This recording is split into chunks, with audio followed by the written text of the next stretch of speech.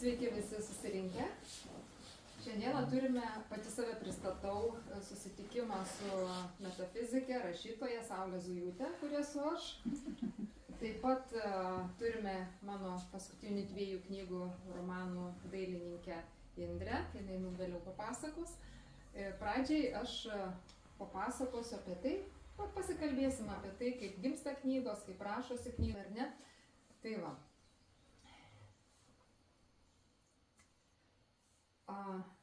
Kalbant apie tai, kaip apskritai per mane atsiranda siužetai ir knygos.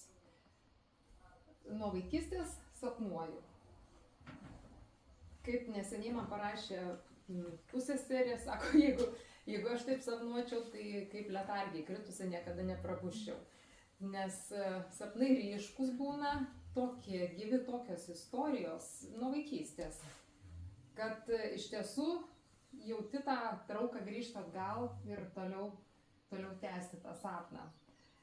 Tai atsimenu, vaikystėje sirgdavau dažnai kaip darželio vaikas, tai plaučių uždegimas, tai kitoks peršalimas, namie guli, nėra ką veikti, gražiai ryte pasapnavai, atsibudai ir pavyzdžiui, aš esu stirnų įdomiam tokiam kaip miške, daug ten mūsų ir mes mokam pasiversti žmonės, o gyvename lygtais požemiuose, lygtai kokia karalystė, o metų 7.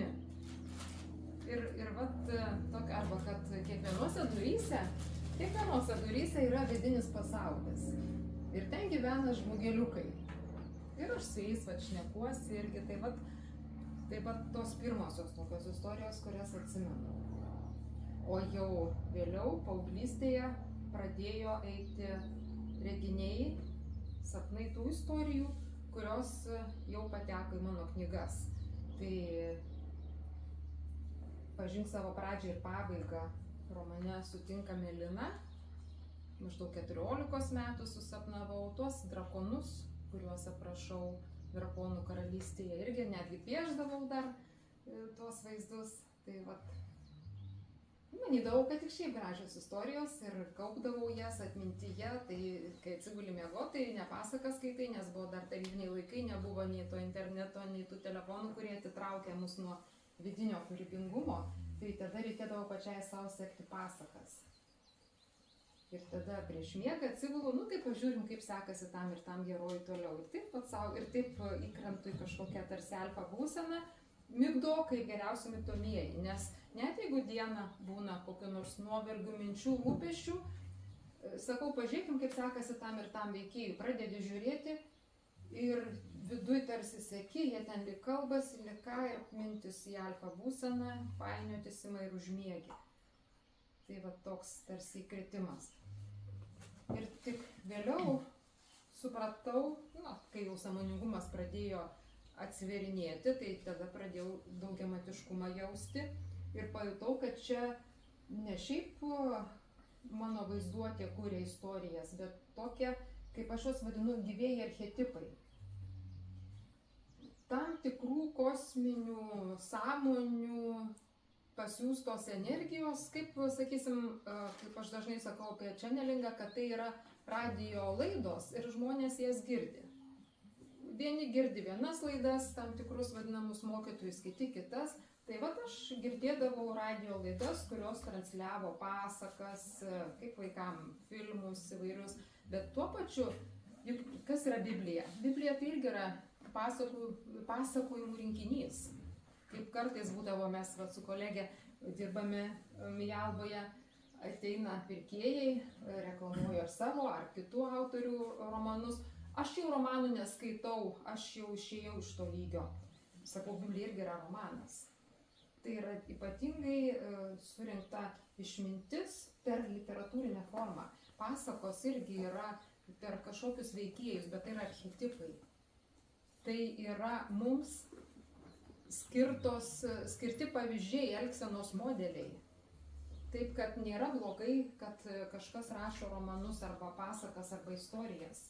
Kaip tik lengviau pasiimti informaciją. Tai vat atėjo tas etapas, kai aš supratau, kad čia yra gyvieji archetipai, kurie mano, reiškia, vadinasi, toks stilius yra, kad per mane eina istorijomis, o kadangi aš ir dar mėgstu suprasti būti, tai tuo pačiu ir sisteminimas, kad ne vien, jeigu aš matau kokius tai ar elfus, ar ten angelus, aš noriu tuo pačiu suprasti, kuriam čia lygmenį, ką aš čia matau.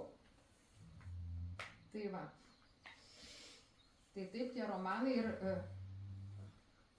ilgai nešiojau tik savyje, bet kažkur 2007 metais Mialbos vadovė Vilma atsivežė pas save pasikvietė Sharon McErlain, Susan Greg autorės, ir dvasinės mokytojas. Ir Sharon netgi vertėjavau per jos laidas. Ir kažkaip pajutau, o tai ko aš prastesnė ir aš galiu rašyti. Čia tokia lengva konkurencija, bet tarsi paskata. Ir juolab, kad jau pažįstu Vilmą kaip leidėją, kuris sako, gerai rašyk, išleisime. Taip pat nes jau susiklostė laikas. Ir taip, tada ir pabandėme. Sėdau rašyti ir tas jausmas, žinot, gal kas piešėt ar kitus kūrybinius darbus, Indrė darot, nuogumo jausmas. Jeigu aš užrašysiu romaną, koks nors psichologas narstys ir sakys, tai pas ją yra nesaugumo sindromas, nes jos herojai taip elgiasi, taip. Tai va tas truputį baimė, kad mane narstys pagal tai, ką aš rašau, nes vis tiek jau autorius bet kokį kūrinį savo paviešini ir jau tu esi visų viešas asmuo, visų narstys. Tai va toks buvo nejaukumas. Tai tada metam atidėjau tą projektą, bet paskui vis tiek vidus ir yra tas dalykas, kai negali nerašyti arba negali nedaryti ir spaudžia tiek, kad vis tiek išspaus. Tai va 9 metais išleidome Chaoso dainius, knyga, kurioje buvo 2 romanai apie Chaoso dainių Eliarą ir apie Simudarą drakoną. Po to jau pradėjo ir kitos knygos, nes vis nauji reginiai, nauji matymai, o prie tų pačių vis dar grįždavau, tai jos išsiplėtojo. Ir vat kaip Visatos giesmė, tai 15 metų prie tos knygos dirbau. Kartais žmonės sako, oi, aš jau čia 2-3 mėnesiai, ar jau metai, jau pavargau, nusibodo. O dar studijų laikais, kai mokiausi lietuvių kalbą ir literatūrą, mums su mama labai įstrigo Bretkūno pavyzdys. Tai buvo, jau nepasakysiu tiksliai, tarsi 16 gal amžiuje, pastorius, kuris į lietuvių kalbą vertė Bibliją. Turbūt iš lotynų, atsakau, irgi neatsiminsiu tiksliai. Tai jis 10 metų vertė. Ir mes su mama taip 10 metų prie vieno projekto, argi tai yra įmanoma, tai čia kažkaip nesuvokiama, kaip pačiam 20 keli metai, tai 10 metų atrodo amžinybė. O po to mama pradėjo versti 2 gyvenimus iš rusų kalbos ir būtent gavosi apie 10 metų. Tai va, tokie projektai jie iš tiesų kartais yra ilgi. Nesigąsdinkit, jeigu nėra rezultatų staigiai. Ir man irgi taip gavosi, kad prie Chaoso dainiaus, prie Simudaro, pradėjau rašyti 7-8 metais, o 23-24 papildžiau stipriai, išplėtojau ir ta Visatos giesmė, va taip 15 metų plėtojosi ir Simudaras. Ir tai yra energijos, tai yra naujos epochos gyvensenos modeliai. Vieniems iš jūsų surezonuoja vieni veikėjai, kaip pačia sako, kad jau visi susimudarų, kitiem kiti, kaip viena pažįstama sako, aš visiškai elgiuosi taip, kaip tu aprašei, kaip susitiko Midija su Eliaru kavinėje ir jinai jį pasiuntė velniop, kai man nepatinka, aš lygiai tą patį darau, tiesiog sako, nuo manęs nurašyta.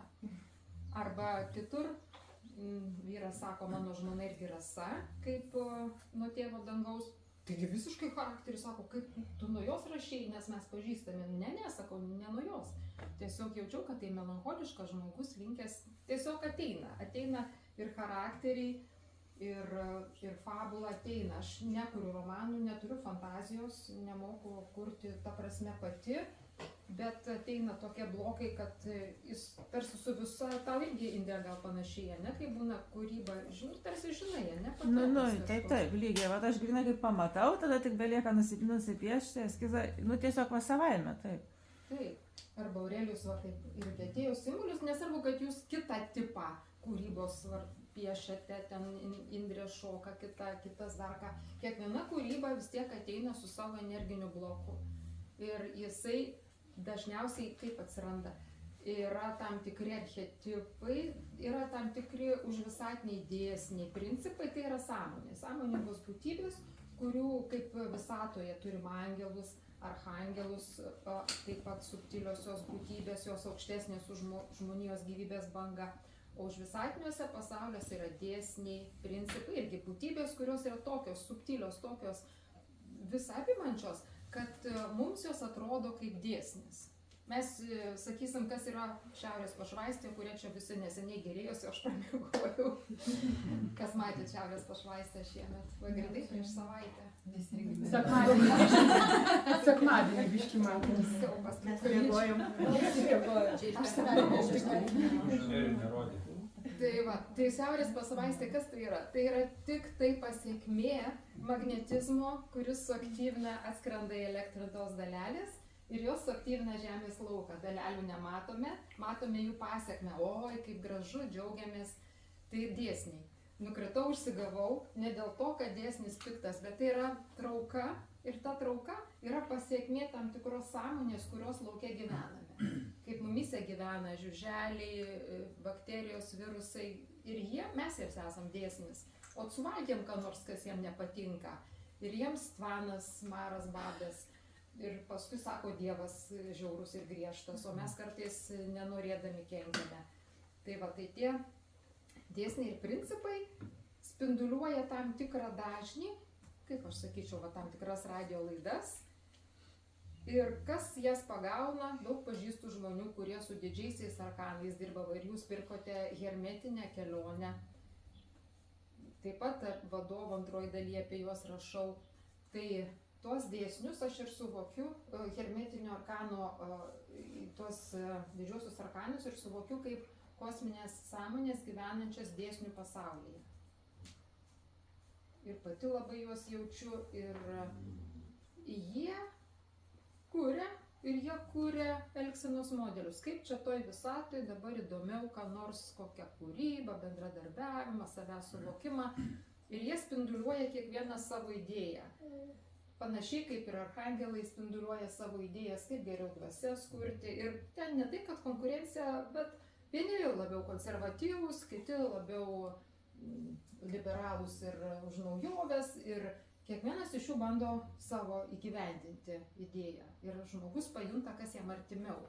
Tada vienas sako, turi būti visiems kaip ir dvasios tarsi vienodos, o kiti sako, kiekvienos turi dvasia būti individuali.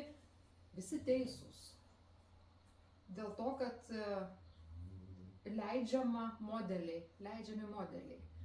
Ir neseniai prisiminiau tokio fiziko Japono Michio Kaku mintį, kad visatose labiau palaikomos iš kosminių dėsnių yra tos visatos, kuriuose sukuriamos palankesnės sąlygos gyvybei rastis ir klestėti.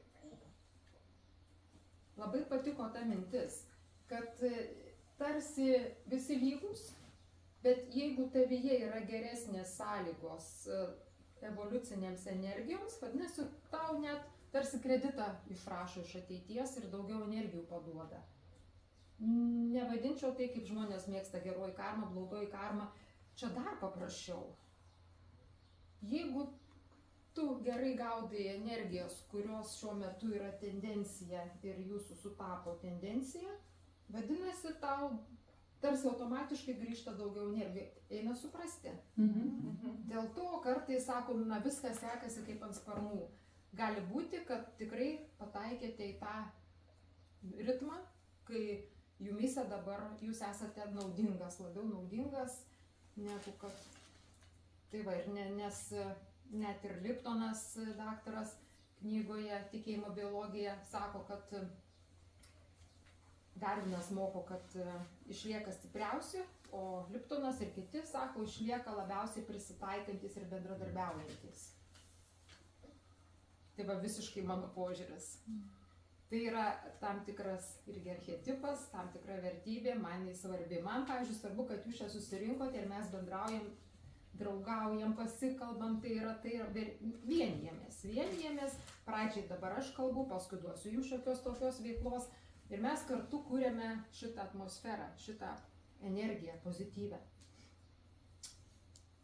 O kai jau daugiau mūsų, tai tada ir tas laukas platesnis ir spinduliavimas, ir tai yra pagalba ir žemiai, tarsi neutralizuojam tą negatyvą, kurio tiek daug minčių, jausmų, kaip tą padarysi. Sako, ką aš vienas galiu medituoti, bet va gerai, kai susirenka mūsų daugiau, mes jau sukūrėme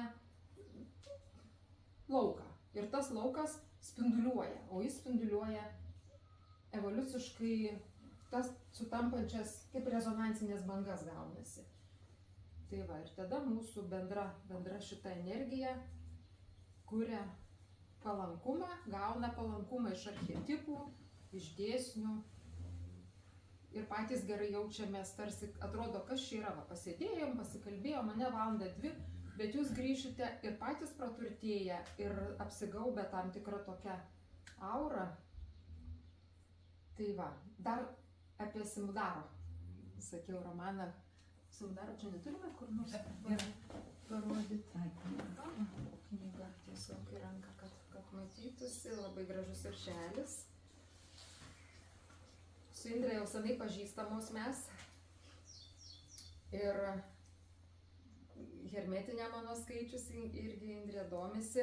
Ir kažkaip, ar tu dėl sausį ten įkėlį su šumerais susijusių iliustracijų ir man tuo metu aš rašiau irgi sinchronizmas, kurį aš vadinu vienu iš svarbių ateities dėsnių, sąmonių.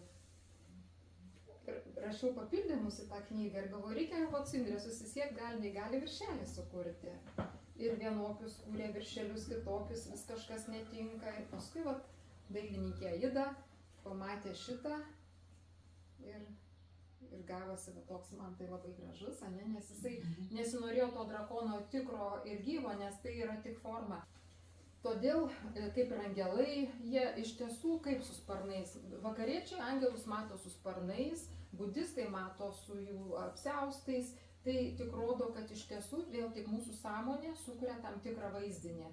Todėl ir Indrės prašiau antrai knygai, kad darytų be sparnų. Bet pirmas epizodas, kurį susapnavau, tai yra Simudaro susitikimas su Aja, kai jinai atvyksta jį įkalbinti keliauti į mokyklą. Paprastai aš matau truputį kitaip. Ten buvo lyg name, ten lyg į ją nustūmė nuo kažkokių laiptų, ten kažkas sudėtinga, kaip ir sudėtinga. Tai aš leidžiu savo supaprastinti, aišku, išsaugau pagrindinę liniją, bet tam tikrus niuansus pakeičiu. Tai va ir nuo tos vietos paskui rutuliuojasi. Po to žiemą vieni pažįstamos sako, lyg jaučiu, kad buvau tų laikų juodasis magas ir lyg išsigando. Aš sakau, čia nieko blogo būti juoduoju magu, nes visų pirma, ne kiekvienas juodas reiškia kažką blogą. Šiuo atveju tai reiškia griežtumo, kolonos, mokslininkai, analitikai, panašiai kaip tamsieji angelai. Ir tada prisiryžau pagaliau papildyti tą romaną išsamei, gana nemaža dalimi, apie mokyklą tamsiųjų vadinamų magų, Kišo mokyklą. Tai buvo, aš tuos epizodus mačiau senokai, bet kol knyga buvo dar nepasibaigęs tiražas, tai nejaučiau motyvacijos papildyti, o čia tokia motyvacija paaiškinti žmonėm, kad tamsieji visai nebūtinai blogieji. Ir tą būtent rektorių Tukulti parodau, kad taip jį truputį apkvailino tėvai, vienas jaunas dievas siūlė savo projektus, sakau, jie irgi turi projektų, nėra blogų, nei tamsiųjų, nei šviesiųjų, nei dievų, nei demonų. Blogai, tai žodis mūsų sukurtas. Blogai, tai kai užsigauni koją, bet tai irgi pagreitėja apykaita, nusileidžia kraujo šiek tiek, suaktyvėja ta prasme. Visas blogis yra dažniausiai subjektyvus ir laikinas. Tai va ir šitie mokslininkai irgi tyrinėjo, eksperimentavo, kaip mokslininkam ne visada gaudavosi, tai tada liaudis juos pasmerkia, jeigu gaunasi dėkoja, jei nesigauna kerta galvas kaip ir visada. Tai va, tai šita knyga pasipildė. O kodėl jie tamsiaisiais tada vadina? Tai žmonės juos taip vadino, jie nieko prieš. Važiuokit kaip norit, esmės nekeičia. Reklamos mažiau netaip trukdo šviesi. Matot, yra, čia jau grįžime prie Danielės romano irgi, pagal yra kabala ir gyvybės medį dešinioji kolona, kairioji kolona. arba atvirkščiai, čia žiūrint iš kurios pusės, bet ta prasme, vis tiek 3 yra centrinė, kairioji ir dešinioji. Centrinė visada yra tarsi pagrindinė sąmonė, o čia yra poliai. 2 poliai visada pagal poliškumo principą, juoda balta, diena naktis, gėris blogis, yin yang, vyriškumas, moteriškumas, ašis erdvė. Ir yra vis tiek tam tikros būtybės, labiau vienoj dirba, kitos labiau kitoj. Per save galima turėti visas 3, bet vis tiek, na pavyzdžiui, jeigu reikia namie praktinio arba kažkur ramiai, darai labiau viską kaip inis. Jeigu reikia kažkur darbe vadovauti, esi kaip yang vyriškas, tarsi pasirinkė. O vat angelai yra griežtieji, tai jų darbai yra su to vadinamu pragaru, kur ateina nešvarios būtybės, įsikūnija iš žemės. Nešvarios, tai jos daug žemųjų vibracijų turi. Žemųjų vibracijų reiškia, kad tiem angelam, kurių labai subtilios vibracijos, bus per stipru. Vadinasi, jie turi tokį apsigaubę kiautą, galima sakyti, apsaugą užsidėję ir dėl to atrodo ir tamsus, griežti ir blogi. Bet pagalvokim, kad jų yra dar didesnė atjauta ir atsakomybė padėti, nes jų darbas yra dar sunkesnis negu šviesiųjų, nes jie dirba su, sakysim, smirdinčiomis energijomis. Galima palyginti kaip su švaros įmonės darbuotojais.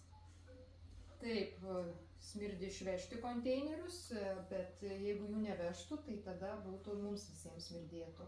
O iš tiesų tokiose įmonėse dirba labai pažangus darbininkai, gal mažiau intelektualūs, bet jų kaip tik pagrindinis krūvis yra, o vadybininkai, vadovai yra labai pažangus, nes jie turi planuoti ir išvežimus, ir jeigu kažkur mašinų, sakysim, pritrūko ar ne, taigi didžiulis miesto infrastruktūros suvaldymas.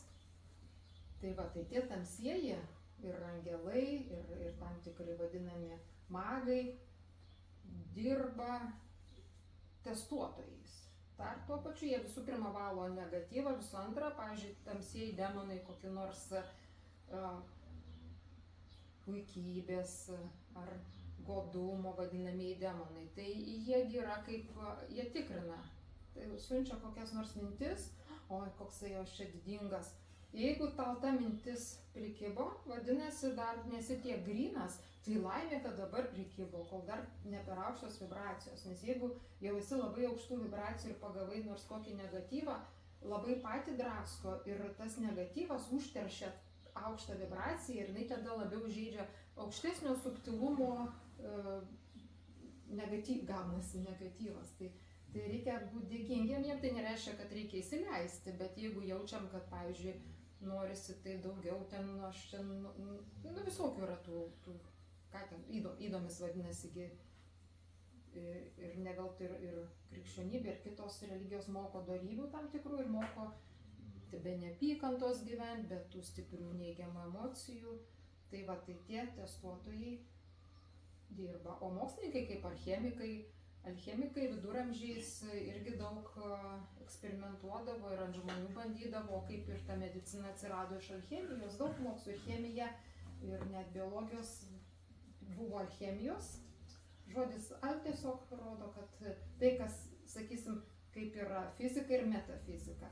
Fizika yra tai, kas visiškai fiziškai rodoma žmogui jau šiuo metu pasiekiamais dėsniais, metafizika tai, kas yra virš fizikos.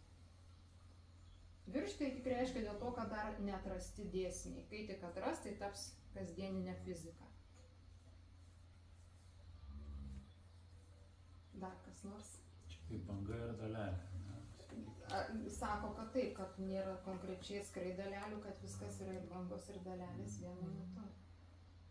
Kažkokiu momentu nusileis kaip materija.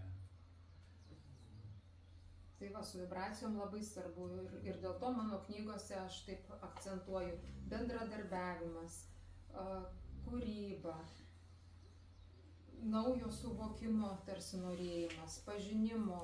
Tai va tai, ko aš pati gyvenu ir dėl to per mane šitie šneka tie arkanai, tie dėsniai, su dėsniais, su principais man juos patinka jausti. Tai yra vieni labiau jaučia angelus, arkangelus, aš juos anksčiau jausdavau, dabar matyt sąmonė jau išėjusi už visatinius lygius ir aš labiau jau jaučiu dėsnius, labai man malonu juos, bet kaip aš sakau, jeigu dar matot formas, matote būtybę su kažkokia forma ar kažką, tai dar sąmonės fokusas tuo metu yra žemesniam lygyje psichikos.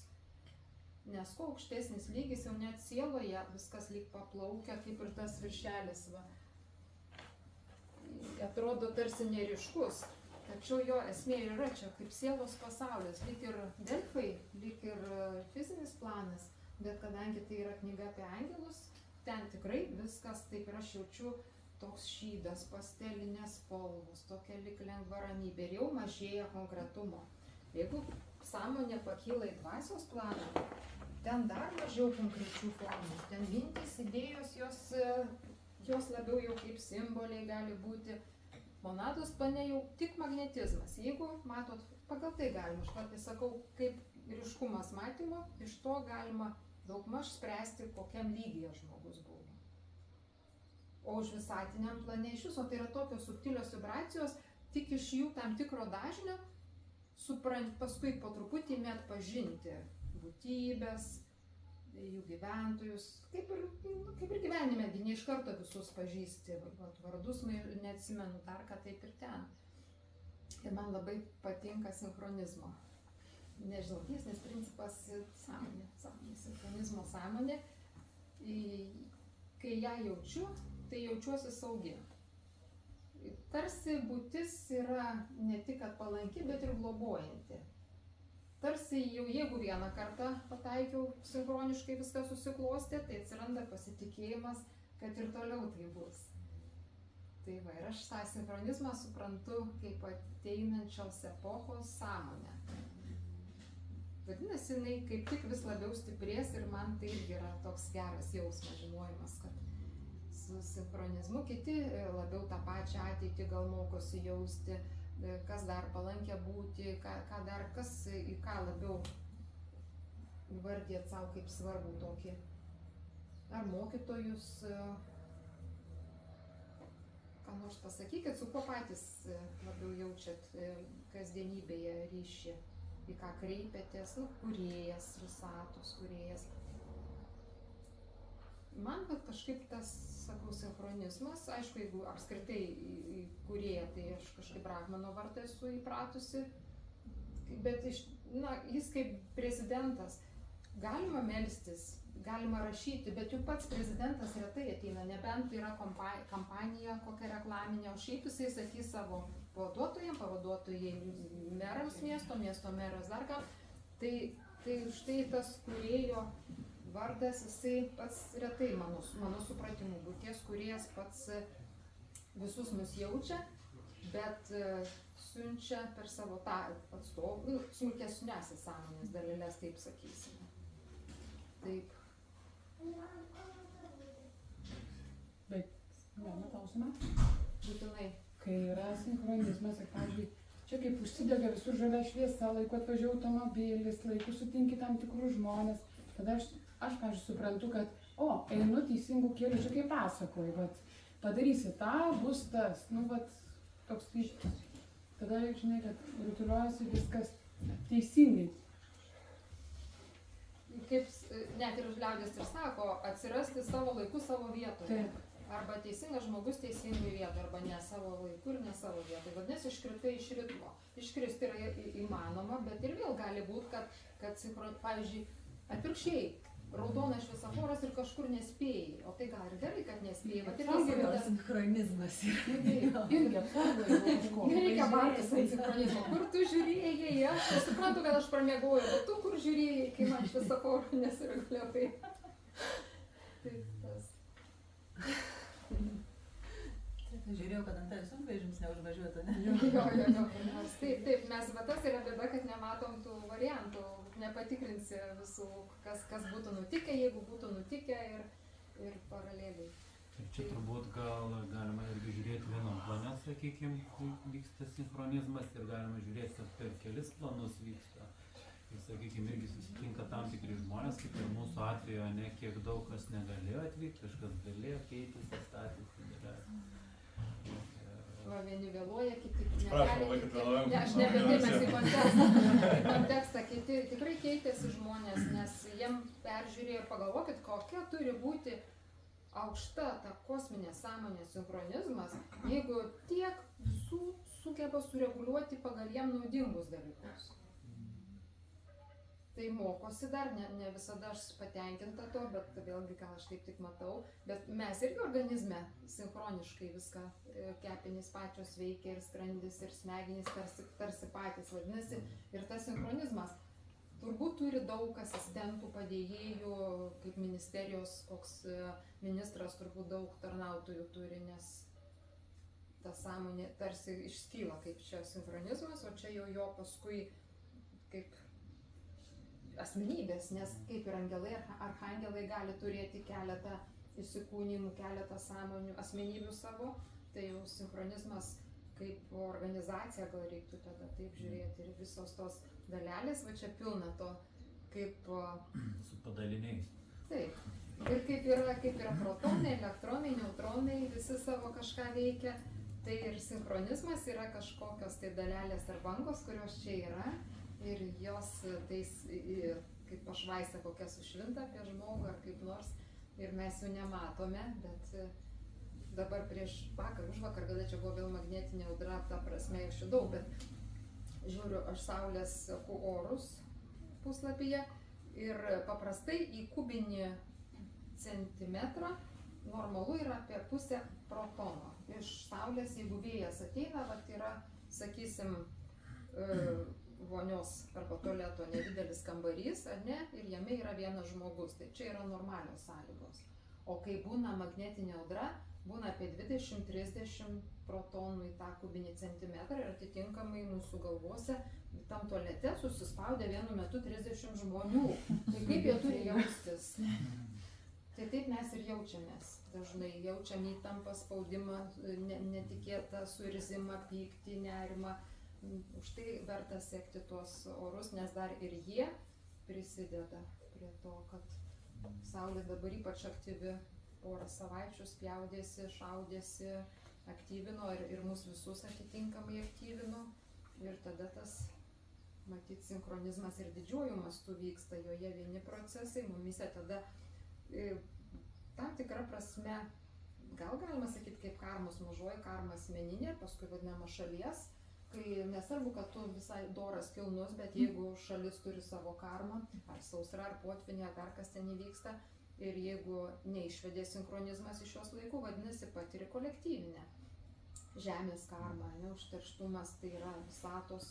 Tai žodis karma tik tai rodo tam tikrą atoveiksmį ir aš sakyčiau, kai veiksmas vyksta, žemė juda, joje viskas juda ir tai ir yra tas vadinamas karmos veiksmas. Sakykit, kai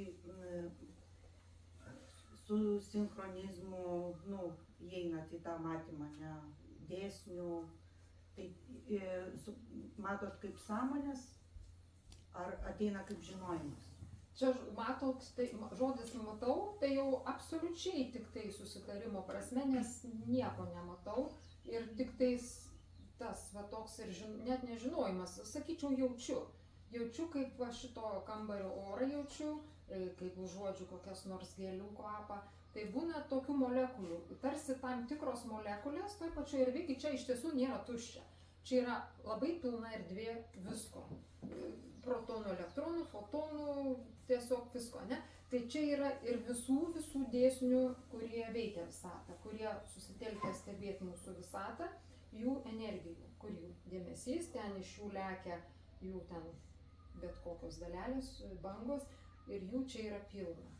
Tai vat, ir tada vėl sakau, šias vadinu, kad būtų lengviau radio bangom. Jūs atsisukote M1, jūs įklausote. Nepatiko, atsisukote klasikinę muziką ir ją klausote. O juk tai visos tos bangos vienu metu sklinda, tai laimė mes negirdim visų laidų vienu metu, ar ne? O iš tiesų tai mus atakuoja. Išvažiuok tu neįgyvenamą salą, ir kas? Visas internetas, visa kita bangos sklinda per mus. Tai čia ta neigiamąja prasme, o teigiamąja prasme sklinda ir visų angelų, archangelų, chaoso gyventojų dėsnių sąmonės. Ir pagal tai, ką mes, kurios mūsų vibracinis dažnis, kaip spektras, sakysime, spalvų ar ne, tada mes imame tarsi girdėti, jausti, tai vadinasi čenelingų ir ima gaudyti ir diktavimus, nes pasijungia prie tam tikro dažnio. Tai va, bet ne dėl to, kad jis atsirado, arba kaip kartais sakoma, atsiranda nauji dėsniai, aš tada diskutuoju, kad jie ne tai, kad atsiranda, jie per dideli, kad jie atsirastų. Visatoj, mano nuomonė, viskas vyksta lėtai. Arba mes pradedam jaustis, arba visos žemės ir visatos vibracinis lygis pakilo tiek, kad joje aktyvavosi tas dėsnis ir tie kiti dėsniai. Čia viskas yra toks labai lėta, labai, ne tai, kad lėta, bet čia didinga, nes kaip tik ten greičiai labai dideli visų elektronų, protonų ir visų tų dalelių ir ten, bet procesai yra tokie, kad kuo didesnė sąmonė, tuo jinai lėčiau atsiradinėjo, atsirado ir atsirado. Mes tai čia fiziniam plane, purpt ir nėra gyvenimo. Kaip Elfas sakė, kol aš kūriau dainą mylimai, tai ir numirė kiek jie čia gyvena, įsigreitinti reikia. Tai va, tai čia mūsų fizinis ir mes kaip trimačiai dar viską matuojam, va tuo konkretumu. Čia kaip kosminiai ciklai, kai yra didžiulis kosminis ciklas ir ten maži procesiukai. Tai mes esam labai, tai mes dar ne mažiausi procesiukai, dar ląstelės smulkiau, trumpiau gyvena, patys tie, kaip esu įkėlusi skaitytojų grupę, fotonai, kai kurie elektronai, jie ten skaidosi ir jų ciklas mūsų akimi žiūrint, tai ypatingai trumpas, bet gal ten pagal juos kaip tik ilgamžiškumas, sako, kiek tu gyveni, o jau tu koks tu senis, jau tau ten 0,0 sekundės gyveni, tai oho, kiek, nes jie kitam dimensijai ir atitinkamai. Suvokimas kitas. Taip, Ir kitam greityje. taip, jie visai ir jų, kai dydis kitas, tai jiems atrodo, kad jiems visai. Čia kaip Hortonas, žinot, tas dujų. Mes čia. Arba ten buvo toks kitas filmukas, kur musės akimi žiūrint ranką taip lietai. Man patinka tokie pavyzdžiai, nes jam padeda būtent ar pasakos, ar fantastika, kaip susirašinėjom, taigi padeda mums suvokti, nes dėl ko man patinka romanų forma. Vadovėlis yra teorija, bet kaip pamatyti, kaip jie veikia praktiškai, tai tada per pavyzdžius, kaip žmonės gyvena, kaip jiems ėjosi taikyti, aiškiaregystė, ateities formavimas, negatyvo paleidimas, susisiekimas aukštesniem sąmonėmgi, daug ką darom savo kasdienybėje. Taip kad romanuose mano, ką skaito, aš tai vadinu realybę ir kad tai yra realu, o jeigu kas, pavyzdžiui, ar netiki tom realybėm, galima sakyti fantasy. Tai puiku atsipalaidavimui ir poilsiui romanai. Sakykite, ar yra tokių žmonių iš nūdienos žemėje, tokių kaip Simudaras, kuris gydo ektoplazmą, ar čia nebereikia šito, jau tiek pažengė visi, kad nebereikia, nes tai yra iš tikrųjų sudėtingas procesas žmonėms, kurie tuo metu gyvena buvo. Ektoplazma jinai ir yra eterio. Tai taip, bet ta fizinė išraiška įdomu. Tai vat, kadangi nematoma, tai daug gydūnų gali būti, kad naudoja ektoplazmą, patys to taip nevadina tiesiog to termino.